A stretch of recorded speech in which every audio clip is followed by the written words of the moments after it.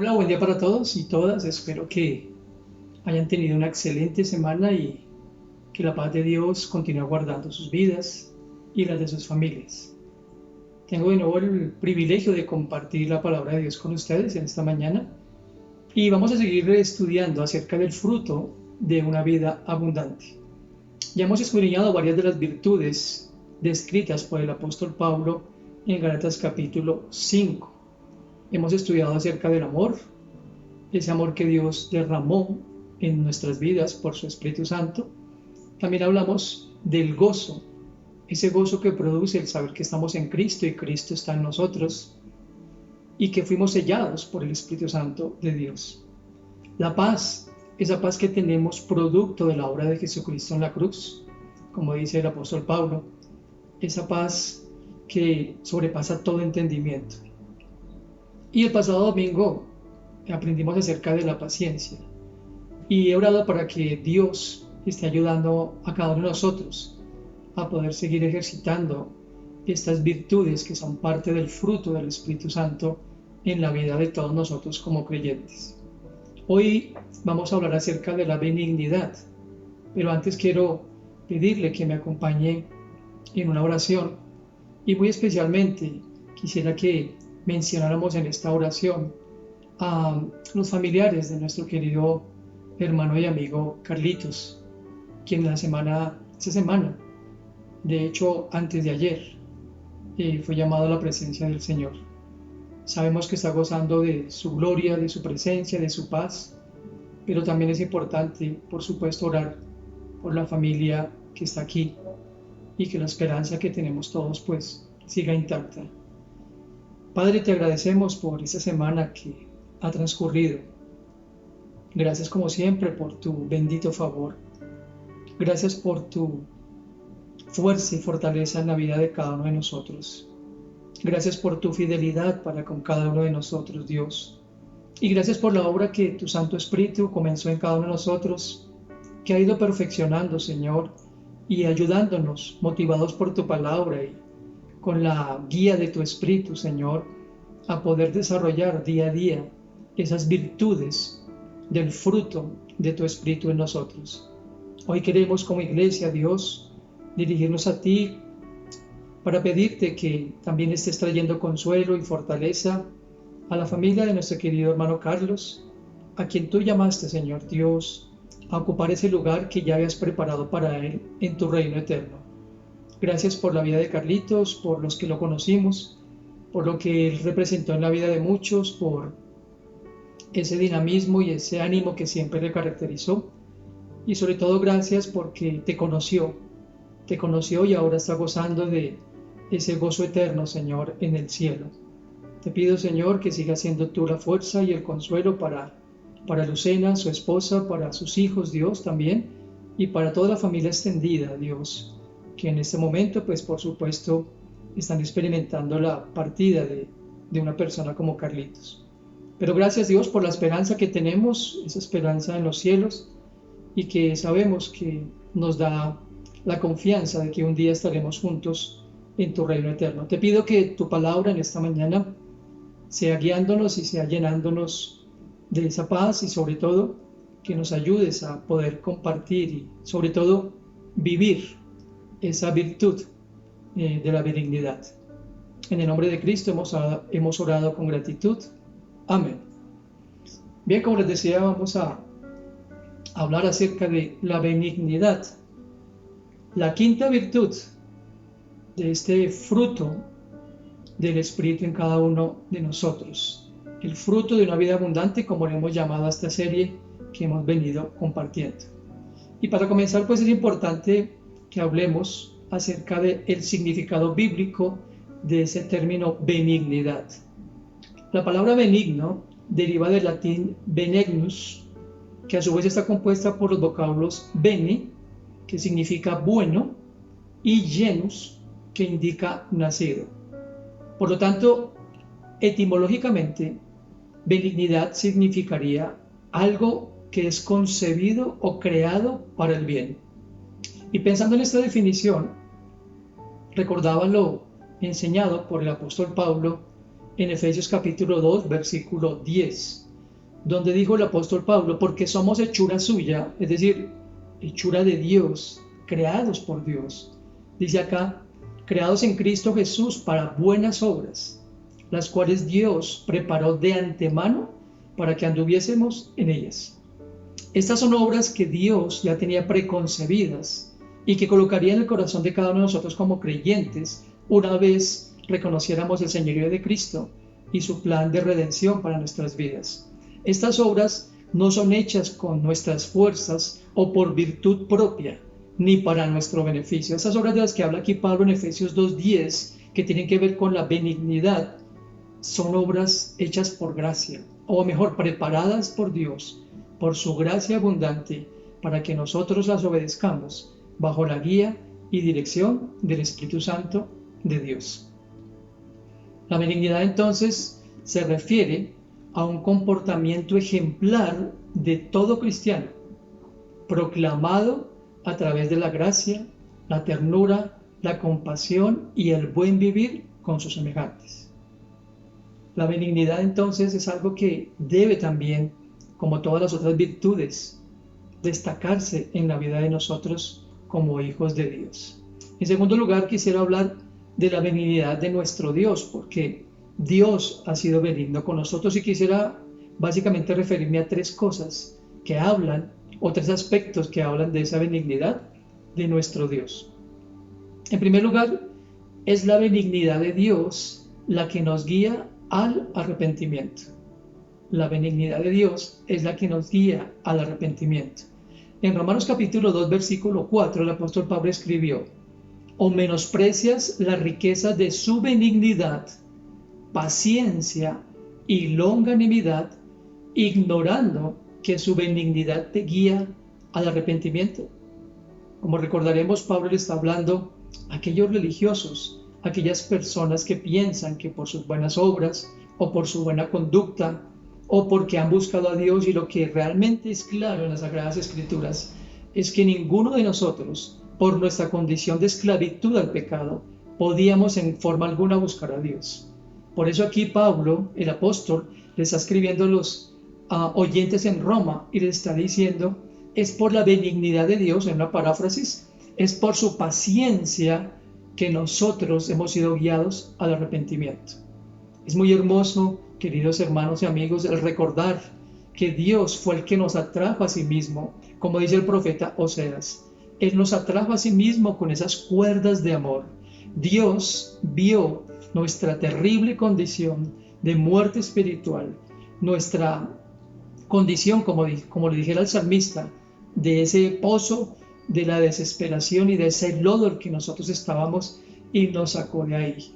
Entonces, es la benignidad la que hace el llamado de Dios. Es por su benignidad que Dios nos mira con compasión, que Dios nos mira con ese amor profundo, que Dios nos mira para traernos a ese arrepentimiento. Nosotros seríamos totalmente incapaces. De hecho, ningún ser humano, como ya lo dije, puede reconocer a Cristo por su condición de pecado, como está descrito en Romanos capítulo 3, y que sé que la mayoría conocemos claramente, donde dice, comenzando ese capítulo 3, que no hay quien busque a Dios, que no hay quien haga lo bueno, que no hay ni uno solo, que no hay ni uno justo, y eso nos incluye, por supuesto, a nosotros. Es muy hermoso saber que no solamente el amor, la misericordia y la gracia de Dios nos ha llamado, pero es su benignidad, ese profundo amor y esa disposición, digámoslo de alguna forma, para traernos a Él. En segundo lugar, es la benignidad de Dios la que hace posible entonces que ese hombre caído pueda ser restaurado al favor divino. Como lo acabo de decir, es Dios el que nos atrae. Y en el Salmo 18, versículos 1 y 2 y versículo 35, el salmista expresó lo siguiente: Te amo, oh Jehová, fortaleza mía, Jehová, roca mía y castillo mío y mi libertador. Dios mío, fortaleza mía, en Él confiaré. Mi escudo y la fuerza de mi salvación, mi alto refugio. Y más adelante, en el verso 35, después de reconocer el salmista que Dios es todo eso para él, su roca, su castillo, su libertador, su salvación, la fuerza de su salvación y la fuente de su confianza, dice: me diste asimismo el escudo de tu salvación, tu diestra me sustentó y tu benignidad me ha engrandecido. ¿Quién sino David podría escribir algo como esto? Y por supuesto todos nosotros y todos los que Dios usó para escribir su sagrada palabra. Todos nos habíamos extraviado, como dice el profeta Isaías. Todos estábamos alejados de Dios y de su ciudadanía, pero Dios nos atrajo. Es Dios el que puede restaurarnos. Es Dios el que busca al pecador. Es Dios el que nos limpia. Es Dios el que nos justifica. Es Dios el que nos santifica. Es Dios el que nos va a glorificar allá en el reino eterno de los cielos. Y en el Salmo 103, versículo 10, David reconoció a través de esta declaración lo siguiente: no nos ha tratado conforme a nuestros pecados, ni nos ha pagado conforme a nuestras maldades. Si no fuera por la benignidad de Dios, ¿cómo sería el trato? ¿Qué es lo que merecemos realmente? ¿Qué es lo que merece el hombre que ha pecado contra Dios una y otra vez? ¿Qué es lo que merece el hombre que le ha dado la espalda a Dios desde su mismo nacimiento, como lo vemos en capítulo 1 de Génesis y en toda la historia bíblica, donde vemos una constante, que es el hombre extraviado de Dios, que es el hombre alejado de su ciudadanía porque no lo puede hacer, y que es el hombre siendo buscado por Dios, como lo acabamos de leer? Y me encanta recordar también un texto como el de Lucas 23, 39 al 43, y todos conocemos tal vez la historia, sí, la conocemos de hecho, donde Jesús está en la cruz llevando a cabo la consumación del plan de Dios para la salvación del ser humano, y donde lo colocan en medio de dos ladrones, y uno de ellos, de una forma arrogante, de una forma despreciativa, no reconoce a Jesús como ese camino al Padre. Pero hay otro ladrón que claramente le dice: Señor, yo sé que tú eres Dios, yo sé que tú eres el Señor. Es una paráfrasis. Él reconoce que es merecedor de lo que está viviendo, pero también reconoce en Cristo esa salvación eterna.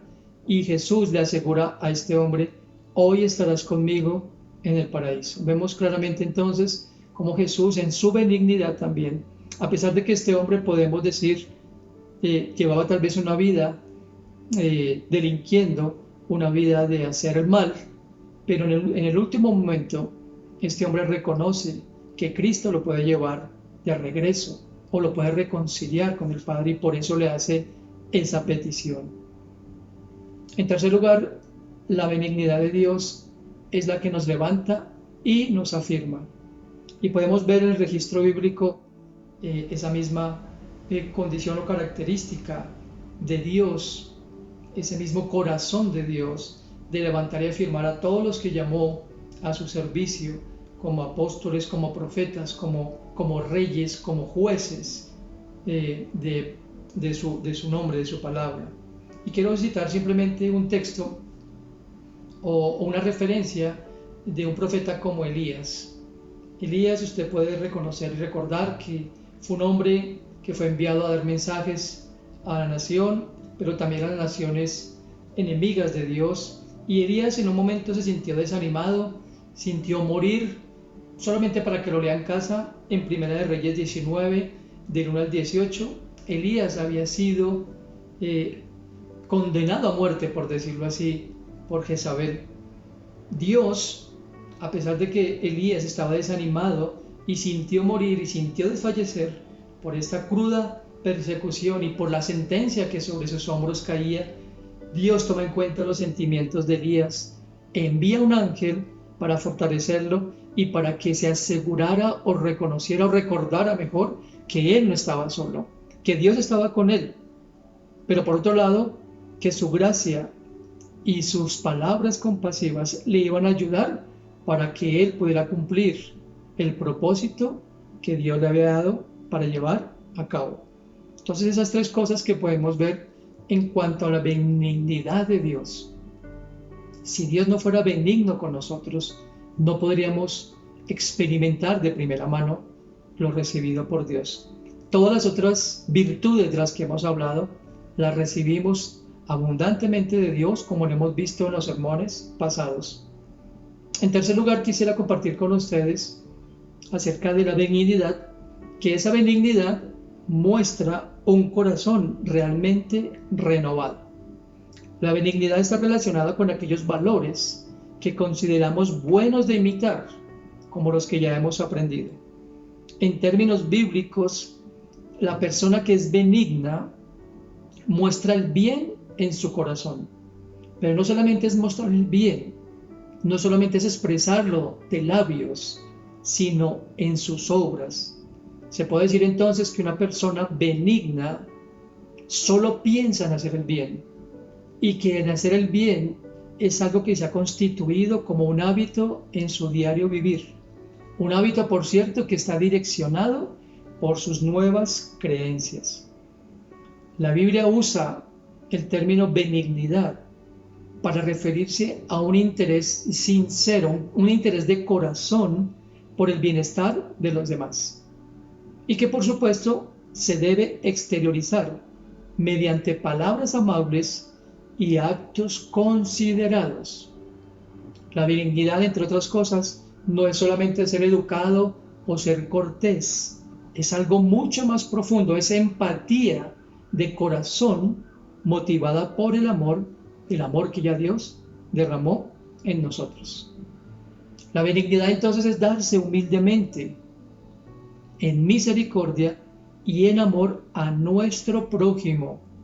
Ojo con esto, no solamente a nuestros hermanos, porque amar al que nos ama es fácil, perdonar al que nos perdona es fácil, servir al que nos sirve es mucho más fácil, pero es todo lo contrario de lo que Dios dice. Es empatía a pesar de, es una empatía a servir a pesar de que me han hecho lo malo, es una empatía donde reflejamos el carácter de Cristo, el ejemplo de Cristo, de darse sin límites, de darse sin distinciones a todas las personas, así haya sido objeto de oprobio. Quiero mencionar un texto en Filipenses capítulo 2, versos 1 al 8, que también sé que conocemos muchos, pero que es bueno tenerlo como referencia en cuanto a esto. El apóstol Pablo, escribiéndole a los creyentes en Filipos y por supuesto hablándonos a nosotros, nos dice lo siguiente: por tanto, si hay alguna consolación en Cristo, mira lo que dice aquí, si hay alguna consolación en Cristo, si algún consuelo de amor, si alguna comunión del Espíritu, si algún afecto entrañable, si alguna misericordia, versículo 2, completad mi gozo, sintiendo lo mismo, teniendo el mismo amor, unánimes, sintiendo una misma cosa. ¿Cómo es posible poder sentir una misma cosa? Aquí Pablo está diciendo: completen mi gozo. Pero ¿cuál era ese gozo? Ya lo hablamos en una de las pasadas prédicas acerca del gozo como fruto, o como parte, del fruto del Espíritu. Vamos a seguir leyendo. Dice el apóstol Pablo: nada hagáis por contienda o por vanagloria, antes bien con humildad, estimando cada uno a los demás como superiores a él mismo, no mirando cada uno por lo suyo propio, sino cada cual también por lo de los otros. ¿Y cuánto nos cuesta a todos nosotros mirar por lo de los demás y estimar a los demás como superiores? Esto sí que es algo que nos cuesta muchísimo a todos.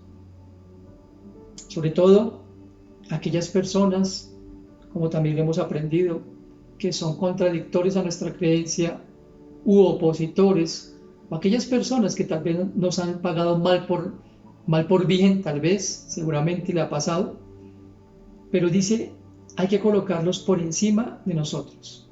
Ahora, ¿cómo se puede mirar de esta forma?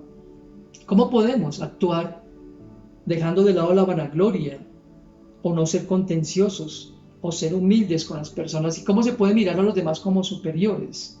Pues aquí Pablo, en los siguientes versículos del 5 al 8, nos dice exactamente cómo, o mirando el ejemplo de quién.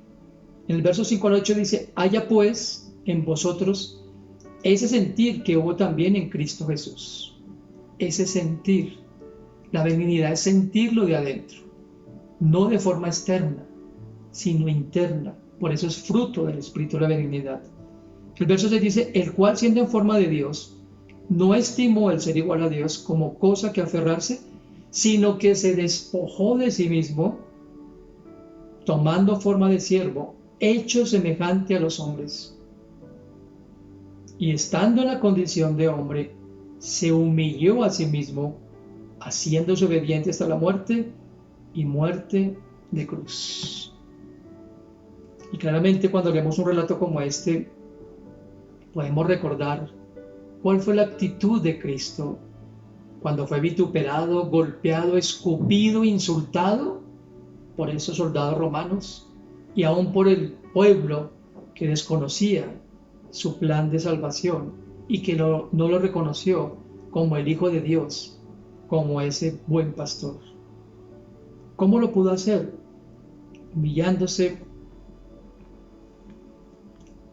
despojándose de lo que él era, de quien él era, dejando de lado por un momento su gloria para poder tomar todo el peso de nuestros pecados, para poder tomar sobre sí el castigo que nosotros merecíamos. Por eso aquí dice, hayan ustedes ese mismo sentir que hubo también en Cristo. Muchas veces nos es difícil expresar benignidad o mostrar benignidad hacia aquellas personas, como ya lo dije, que son difíciles, y en lo cotidiano es muy difícil, pero necesitamos en ese corazón renovado por la sangre de Cristo, en ese nuevo espíritu que tenemos, un espíritu que es el de Dios, es el mismo espíritu de Dios, escucharlo mucho más a Él. En 1 de Pedro capítulo 2, versículo 1 al 3, el apóstol Pedro escribió, desechando toda malicia, todo engaño, toda hipocresía, envidia y toda detracción, deseen como niños recién nacidos la leche espiritual no adulterada, para que por ella crezcan para salvación. Escuche lo que dice, si es que habéis gustado la benignidad del Señor.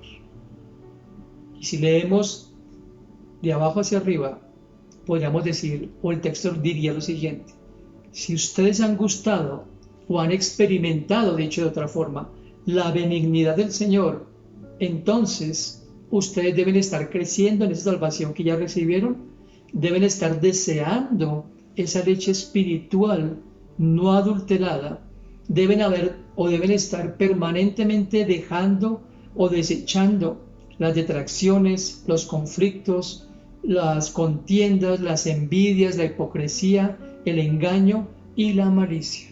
¿Se dan cuenta? Me encanta siempre leer la palabra de Dios, porque obviamente nos lleva de principio a fin y de fin al comienzo a esa estructura tan perfecta de lo que Dios quiere en nuestras vidas.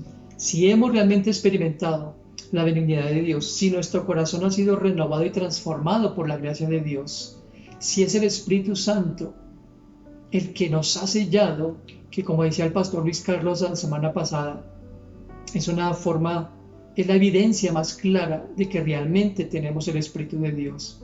Cuando actuamos en el Espíritu y no en la carne, y cuando ese actuar no es de forma esporádica o de vez en cuando, que es lo mismo, pero es nuestra forma de vida. Por supuesto, lo contrario a benignidad es malignidad, es dureza, es crudeza, y que hace referencia a algo que más bien produce daño y perjuicio, lejos de producir bendición y edificación. Entonces, muchas veces frente a los sucesos como los que acontecieron, por cierto, en esta semana que terminó, con estas muertes tan terribles en las calles y esos actos de vandalismo y de odio y de rencor, y tratando de, frente a las estructuras de la sociedad, frente a los medios de transporte o la misma policía, desfogar ese odio y esa maldad. Por supuesto que nosotros, como hijos de Dios, podemos sentir indignación o podemos sentir en nuestro corazón esa mezcla de sensaciones de víctimas, de personas que están perdiendo la vida a causa de de ese tipo de conductas o de situaciones como las que se suscitaron, pero podemos sentir enojo por un momento, pero no podemos dejar que ese enojo, esa ira, esa malignidad, así sea momentánea, controle nuestro corazón, porque de eso es que vamos a hablar y eso es lo que va a afectar nuestro corazón, nos va a llevar a pensar cosas que no son convenientes, que no glorifican a Dios, que por supuesto no son el modelo de un corazón renovado y transformado. Muchos de nosotros, y eso me incluye por supuesto, hemos muchas veces hablado de forma inapropiada acerca de esas situaciones. Y a veces uno en su carne, en su humanidad, puede pensar, ojalá les pasara lo mismo, ojalá les pagaran con la misma moneda para ver lo que se siente. Y es una reacción muy humana, muy carnal, pero que como ya lo dije, no podemos dejar que eso nos controle, porque eso mengua el espíritu, porque eso no nos deja pensar, ni hablar con sensatez, ni con palabras que realmente han sido por Dios dictadas en nuestro corazón. Debemos ser benignos y Jesús claramente lo dijo, y ya lo leímos en Filipenses, que Él, aun siendo ese Dios eterno, siendo Dios, teniendo todas las facultades para condenar y para juzgar a sus verdugos y a sus opositores, no lo hizo. Antes, al contrario, recordamos una de las tantas palabras que Jesucristo mencionó o dijo allá en la cruz, ¿no? Padre, perdónalos porque no saben lo que hacen. Ya para terminar, quisiera hablar una cuarta cosa acerca de la benignidad, y es la benignidad como mandamiento. Entonces, si es parte del fruto del Espíritu en nosotros, así como el amor, gozo, paz, paciencia, la benignidad no es algo optativo. El mostrar amor a los demás, el permanecer en el gozo de Dios, el permanecer en la paz de Dios, el ser nosotros vehículos de paz y no de disensión, y no de ira y contienda, como le dije en el punto anterior. Debemos también ser benignos. Es un mandato de Dios, no es algo optativo, no es una sugerencia, no es algo que debemos o podemos elegir. Bueno, de hecho podríamos elegir, pero si elegimos de nuestra carne y no del Espíritu, estamos en abierta desobediencia a Dios. Entonces la benignidad como mandamiento es una virtud que debe mostrarse con acciones. Hay un texto en Colosenses capítulo 3, versículos 12 y 13, donde dice: vestíos pues como escogidos de Dios. Miren esto. He meditado durante toda la semana preparando el sermón en este texto particularmente, así como en los otros. Y si lo tomamos en primera persona, es como si me dijera a mí: Ricardo, vístete como alguien que Dios o que yo, tu Señor, ha escogido. ¿Y cuál es esa vestidura que debe caracterizarnos? Dice: santos y amados, de entrañable misericordia, de benignidad, de humildad, de mansedumbre, de paciencia. Sopórtense unos a otros y perdónense unos a otros si alguno tuviere queja contra otro. Pero no termina ahí. Dice: de la manera que Cristo los perdonó, así también háganlo ustedes. La vestidura, el nuevo ropaje que nos debe caracterizar, no es el externo, no es como nos veamos o no es como nos vean, sino es lo que hay adentro del corazón, esa nueva condición, ese nuevo hombre que, como dice el Evangelio de Juan, ha sido creado por Dios y que fue renacido, no de sangre y carne, sino del Espíritu. Ese nuevo hombre que Pablo describe en Romanos, que ha sido renacido, a una nueva naturaleza. Ese nuevo hombre que está vestido en la justicia y santidad de la verdad, como dice aquí. Es un mandamiento, no es optativo. Debemos mostrar diferencia frente a un mundo tan hostil frente a un mundo tan lleno, como ya lo dije en el punto anterior, de odio, de resentimiento, de maldad, de opresión, de ira, de enojo, todos los sentimientos que llevan lastimosamente a tragedias como las que vivimos durante la semana que terminó.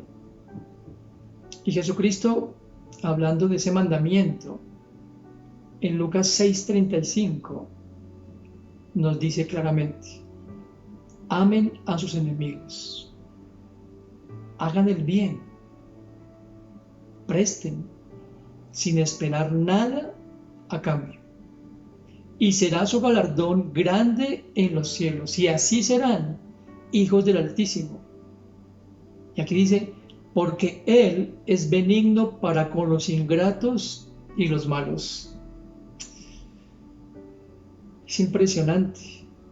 Si Dios es benigno con los que le son ingratos, con los que son malos, como lo dice el apóstol Mateo en su Evangelio, Dios es tan bueno y tan compasivo y tan misericordioso que hace salir el sol sobre el bueno y el malo, sobre el justo y el injusto. Y cuando hablamos de benignidad, hablando en el plano terrenal, bueno, quiero decir de un personaje bíblico, pensaba en alguien como José. José para mí, pues por supuesto, Cristo es el ejemplo máximo y mi referente, pero en el plano de mi condición como hombre, José siempre ha sido un ejemplo para mi vida, porque José para mí fue un ejemplo de benignidad, de bondad y de reconciliación. Él tenía el poder cuando fue colocado en esa posición como gobernador. Él tenía en sus manos el poder de ejercer, entre comillas, justicia hacia todo lo que le habían hecho sus hermanos cuando fueron a Egipto a buscar comida. Pero no lo hizo porque su corazón era un corazón guiado por Dios, y todos los que conocemos la historia de José seguramente nos impactará como el texto nos dice vez tras vez que José era bendecido porque Dios estaba con él. Y sin lugar a dudas, Dios estaba con él porque José tenía un corazón benigno. Y las últimas palabras de José para con sus hermanos fueron exactamente esas: ustedes desearon el mal para mí, pero Dios lo usó para bien. Entonces, mis amados hermanos, podemos seguir hablando de muchos ejemplos, como el apóstol Pablo, por ejemplo, en Hechos 28 del 30 al 31, donde dice que Pablo, estando en Roma, permaneció 2 años enteros en una casa alquilada.